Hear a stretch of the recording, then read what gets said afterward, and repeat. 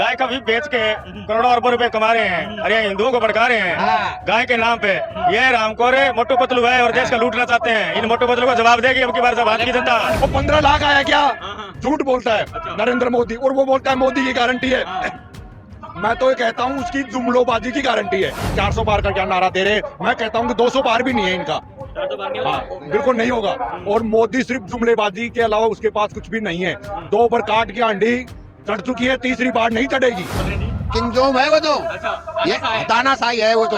वो कभी भी कांग्रेस को लीडर जाते हैं तो वो तो साहूकार हो जाते हैं, और कांग्रेस में वो चोर है। सीतारमण जी वित्त मंत्री है, उसका पति यह कह रहा है कि सबसे भ्रष्ट पार्टी इस देश के अंदर कोई है तो वह बीजेपी पार्टी है। उसको बताया गया जो अपने परिवार को नहीं चला सकता, जो अपने बच्चों का अपना बीवी का नहीं कर सकता, वो अपना घर नहीं चला सक रहा यार, और उसको देश दे दिए चलाने के लिए, तो वो तो इधर उधर उछल पुछल कर ही करेगा ना। कांग्रेस को कर रहे हो, किन मुद्दों के आधार पर हो रहा है? मुद्दा ये है, देश के अंदर विपक्ष को बिल्कुल कमजोर किया है। किसी के ऊपर कोई ईडी लगाता है, कभी क्या लगाता है। विपक्ष के बड़े नेताओं को जेल में भरने का काम कर रहा है। देश में लोकतंत्र है, न कि कोई तानाशाही है। इस मुद्दे पे पूरा देश जागृत है। और इस बार ये 400 पार का क्या नारा दे रहे हैं, मैं कहता हूँ कि 200 पार भी नहीं है इनका। 400 पार नहीं होगा? हाँ, बिल्कुल नहीं होगा। और मोदी सिर्फ जुमलेबाजी के अलावा उसके पास कुछ भी नहीं है। 2 बार काट की आंधी चढ़ चुकी है, तीसरी बार नहीं चढ़ेगी। इस बार कांग्रेस आ रही है राजस्थान में, कम से कम 15 सीट आ रही है कांग्रेस में। 25 में से 15 सीट आ रही है। वो तो बोले 25 की 25 हमारी आ रही नहीं, नहीं, वो जुमलाबाजी है, बिल्कुल जुमलाबाजी है। वो 15 लाख आया क्या? झूठ बोलता है नरेंद्र मोदी, और वो बोलता है मोदी की गारंटी है। मैं तो ये कहता हूँ उसकी जुमलोबाजी की गारंटी है। कोई गारंटी नहीं है। इस देश में रेल बिक रहा है, रेल की जमीनें बिक रही है। जो भी सरकारी संपत्ति जो कांग्रेस ने बनाई उन सबको बेचने में लगा हुआ है। और बोलता है आरक्षण को खत्म कर दूंगा। आरक्षण को क्यों? जिनको जरूरत है उनको। अभी देश पूरी तरीके से विकसित नहीं हुआ है, अभी विकास की दौड़ में अपन आगे बढ़ रहे हैं।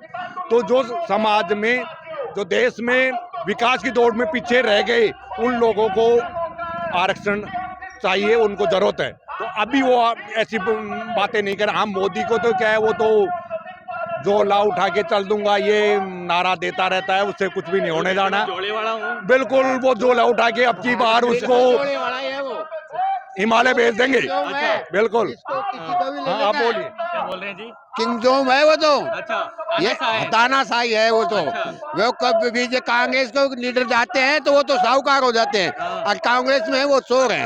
वॉशिंग मशीन हाँ, कर रहे हैं क्या आप? हाँ, वो तो बिल्कुल सही है। भाई साहब गाय का भी बेच के करोड़ों अरबों रुपए कमा रहे हैं और ये हिंदुओं को भड़का रहे हैं गाय के नाम पे। ये रामकोरे मोटू पतलू है और देश का लूटना चाहते हैं। इन मोटू पतलू को जवाब देगी अब की बार से भारत की जनता। की बात कर रहे हैं आप? जी बिल्कुल, इलेक्ट्रोबॉन्ड की बात कर रहा हूँ। जो लोग आज केजरीवाल को अंदर डालने की बात कर रहे हैं, जो जेल में पड़े हैं, वही व्यक्ति इसको 55 करोड़ रुपए बीजेपी को दे चुका है। कोर्ट ने लताड़ लगाई इसे बीजेपी सरकार को, क्या आप झूठ फर्जी डॉक्यूमेंट क्यों पेश कर रहे हो? सीबीआई ईडी को कहा है, ईडी कोई तोता थोड़ी हो आप सरकार के, जब मुंह उठाए और आप चले जाते हो। कोई पुक्का प्रूफ तो होना चाहिए। ईडी के लिए तभी तो होती है। ईडी तो निस्तारण करती है देश की जनता का जो भ्रष्टाचार को आरोप लगे। लेकिन इन्होंने तो मुंह उठाया। जो आदमी बीजेपी के खिलाफ बोलता है ये कहता है ये तो देशद्रोही है, ये तो आतंकवादी है, ये तो अफगानिस्तानी है। कमाल की बात होगी। और इनके साथ जो रहते हैं ये सारे के सारे हिंदू है, ईमानदार है और हिंदू है, कट्टर हिंदू। आपको पता है इलेक्ट्रॉनिक बॉन्ड के माध्यम से बीफ के कंपनी से कितना रुपया मिला है? हिंदू है ही नहीं। अरबों करोड़ों अरबों रुपए मिले हैं साहब। मैं तो काउंटिंग ही नहीं कर पाता कितनी जीरो है आगे। अच्छा। हाँ, वो तो फर्जी डिग्री वाले को मोदी जी बता सकते हैं कितनी जीरो लगवाई है उन्होंने। 2 करोड़ रुपए मिले हैं उनको। 2 करोड़? हाँ। झूठ। मैं आपको सेना को 5 करोड़। मैं आपको पत्रिका दिखा दूंगा जो अपने के बीफ की बात हो रही है। बीफ की बात हो रही है। जो गुजरात के अंदर ना बीफ की कंपनी है, उन्होंने कितना दिया है वो और उसके अंदर दिया हुआ है। और पाकिस्तान से कितना पैसा है लॉकडाउन के अंदर। हिंदू मुसलमान करके मोदी जी ये बोल रहे हैं कि थाली बजवा दिया मोदी जी ने, तो थाली बजाने से कोरोना भाग सकता था, तो उन्होंने वैक्सीन क्यों लगवाई? भाई वैक्सीन क्यों लगवाई? अगर थाली बजने से और थैली बजाने से भी कोरोना भाग सकता है। मैं ये दावे के साथ कह सकता हूँ। युवाओं में 10 साल लग सकती है, 5 साल और लग सकती है, लेकिन जिस हालात में मोदी जी ने इस देश को कर रखा है ना, थाली बजवाए नहीं, इस देश को थाली हाथ में कटोरा पकड़वा देगा ये। अच्छा, ये हालत इस बार देश की कर देगा, कर दिया लगभग। युवाओं पे बेरोजगारी पे कोई बोलना चाहेंगे आप? युवाओं पर बेरोजगार भी बोले हुए हैं। अग्निपथ है, अग्निपथ 3 साल नौकरी करेगा, तो 3 साल बाद में क्या करेगा? अग्निवीर है, अग्निवीर के बाद 3 साल बाद में क्या करेगा बंदा?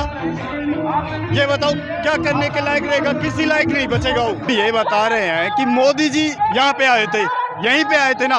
मोदी जी को जितना लोग देखने आए थे ना, जितने लोग सुनने आ रहे, उससे 2 गुने यहाँ पे आएंगे। और वो कहते हैं कि आरक्षण को हम खत्म कर देंगे। आरक्षण को उनको खत्म करना था तो 10% आरक्षण क्यों दिया वो उन्होंने? 10% आरक्षण केंद्र से लागू हुआ था, उन्होंने क्यों चालू किया? अगर आरक्षण को ही खत्म करना था तो आरक्षण तो पहले खत्म कर देते, उन्होंने ये चालू करना ही नहीं चाहिए था। डिग्री दिखानी। अच्छा, डिग्री देश का पहला प्रधानमंत्री है कि डिग्री दिखानी पड़ी। आज तक किसी देश में 77 साल हो गए देश को आजाद हुए, किसी ने पूछा नहीं कि आपकी डिग्री क्या है। आज राहुल गांधी जी बोलते हैं, तुच्छ भाषा प्रयोग करते हैं, उस आदमी ने आज देश को बाहर दौड़ा के माध्यम से लोकतंत्र और संविधान को बचाने का कार्य किया है।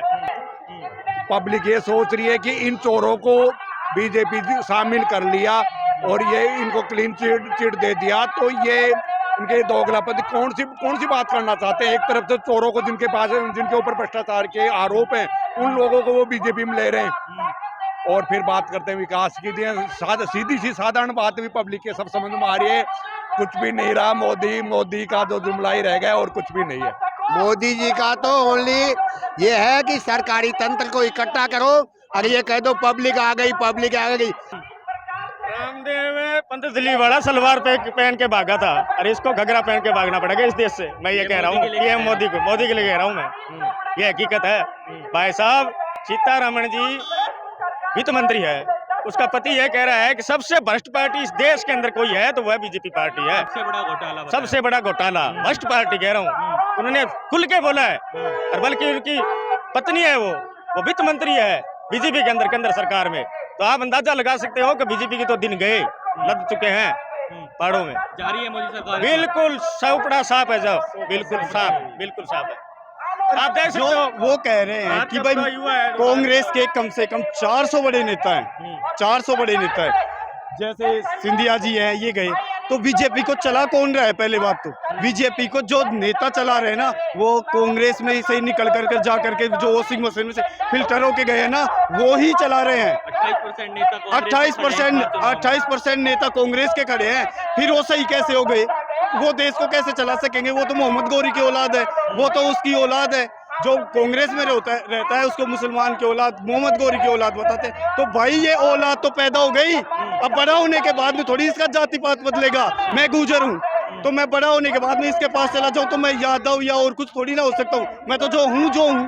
राजेंद्र यादव जी को ले लिया, ईडी के छापे पटवा दिए, बेचारे को लास्ट में आकर के उनके शरण में जाना ही पड़ा। और मैं ये कहता हूँ कि अगली बार अगर कांग्रेस सरकार आ जाती है राजस्थान में और या केंद्र में, ये राजेंद्र यादव जी और ऐसे नेता है ना, जो पता है क्या लिख के आएंगे? घर वापसी। आधे से ज्यादा नेता घर वापसी लिख के वापस आ जाएंगे। बताओ, फिर इन नेताओं की तो कोई मोरल ही नहीं रहा। तीसरा ही है हमारी जनता, इधर से उधर, इधर से उधर। और मोदी जी है ना, जो सबसे निठल्ला हमारे भारत में उसको बताया गया है, जो अपने परिवार को नहीं चला सकता, जो अपने बच्चों का अपना बीवी का नहीं कर सकता, वो अपना घर नहीं चला सक रहा यार, और उसको देश दे दिए चलाने के लिए, तो वो तो इधर उधर उछल पुथल करे ही करेगा ना। तो गलती हमारी है कि हमने उसको दे दिया, ये चक्कर है और कुछ भी नहीं है। महंगाई पे कुछ बोलना चाहेंगे? महंगाई तो बढ़ी रही है भाई, डॉलर कितना गया? पहले एक पर व्यक्ति पे 15,000 रुपये कर्जा था, 15,000 रुपये कर्जा था पर व्यक्ति पे, और आज 84,000 रुपये पर कर्जा है, पर व्यक्ति पे 84,000 रुपये कर्जा है। डॉलर जब 61 रुपये था तब कह रहा था कि रुपए की कीमत गिर गई, आज 84 रुपये डॉलर की कीमत है। तो बताओ, महंगाई बढ़ी है या क्या हुई है? कम हुई है। दूध था पहले 35 रुपये किलो था, आज 60-65 रुपये किलो बिक रहा है सिर्फ 10 साल के अंदर।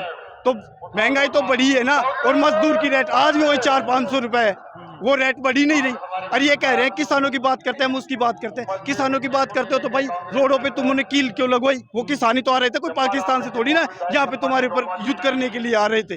तो ये सारी बातें जुमलाबाजी है, कोई लेना देना नहीं है। अगर दोबारा आ गया तो दावे के साथ हम युवा ये कहते हैं कि 5 साल में है ना, भारत को इस हालत में लाके खड़े कर देगा जहाँ पे पहले राजाशाही थी ना, कि राजा हुक्म दे दिया भाई इसको लटका दो, फांसी पे लटका दो, इसको चौराहे पे लटका दो, वो का वो होएगा। तो ये है कि मोदी अगर आ गया तो ये तो जनता भी जानती है और हम भी जानते हैं, खत्म तो है काम। तो उनको हटाने के लिए हम सब आए हैं। ऐसी ही और खबरों से हमेशा अपडेट रहने के लिए चैनल को सब्सक्राइब कर लीजिए और वीडियो पसंद आया हो तो लाइक और शेयर करना ना भूलें।